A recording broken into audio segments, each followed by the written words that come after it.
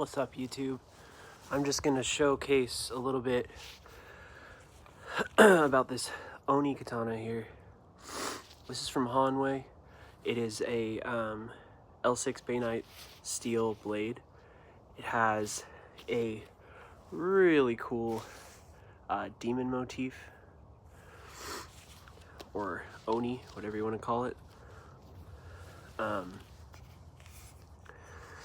Really unique saya, korigata, little face on it. It has Japanese silk ito, and you can kind of see the detail on it there. Has a couple emperor nodes on the semigawa. It's blackened. I believe the manuki are small like oni guys. I'm not sure, it's hard to tell, but they look really cool. The kastra also has a matching theme right there. I got this because Hanwei closed its forge. I have a feeling they're not going to remake this because I don't think the need or the market for the L6 they were making is there. So this is the blade. I really like the habaki and the seppa. They're like that lighter kind of brass look. They just look very clean. I don't know if you can see that.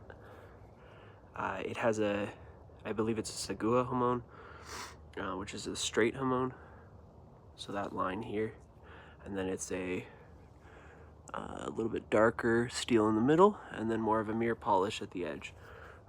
The triple polish is one of my favorite looks for the production katanas. This thing came nice and sharp. It has a pretty good balance for it being 3.1 pounds, so it's definitely a heavy blade. Nothing about it is small. It's very wide. I wish I had my other katana out. I could show you the difference, but this thing is thick. It's got a thick spine. It's a wide base. Tapers slightly towards the end, but not by a lot. It just looks like a big old knife. So it's really fun to use. I'm getting used to it. It's definitely kind of a different animal compared to the ones I'm used to. I think the weight is pretty evenly distributed with the longer suka. It doesn't feel weird or like it's dragging me around. I have a lot of control with this. The kasaki flares out a little bit, which is really nice because you still can get tachikaze when you are, using the blade. So that's really cool. I botched a cut today, and 0 edge damage that I can see at least, which is really cool. I was worried about this one because in Matthew Jensen's video, it chipped pretty much immediately. So I think, and this was my hunch, a lot of the QC issues with this particular blade got solved after he did that. But I think people just quit buying it. It's definitely expensive. This one I got at a much more discounted rate, and that I think is because they are closing shop. So they kind of just are trying to get rid of them. But if you can still get your hands on this one and you think it's really cool, I really like it. To me, it's worth the money. It feels very good in my hands. I'm not sure how much you can get it for right now because this was the last one that I got it on Amazon. But if you like this sword, I'll put a link in the description. This is the Hanwei Oni katana. I'm super happy with it. I would give it probably an 8 out of 10 stars. I wish the end of the saya had bullhorn, but it does not. It's just regular. It is shaped very well for the size. It fits very good.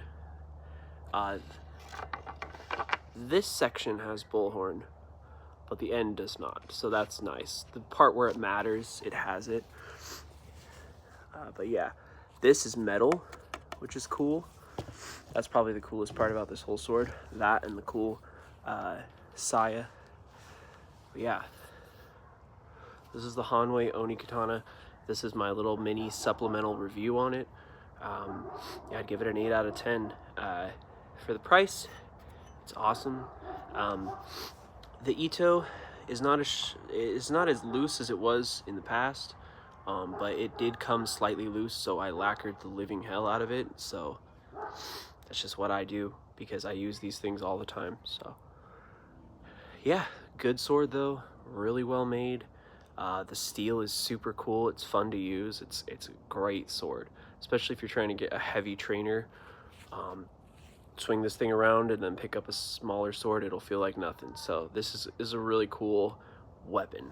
This thing feels like a weapon. I love it.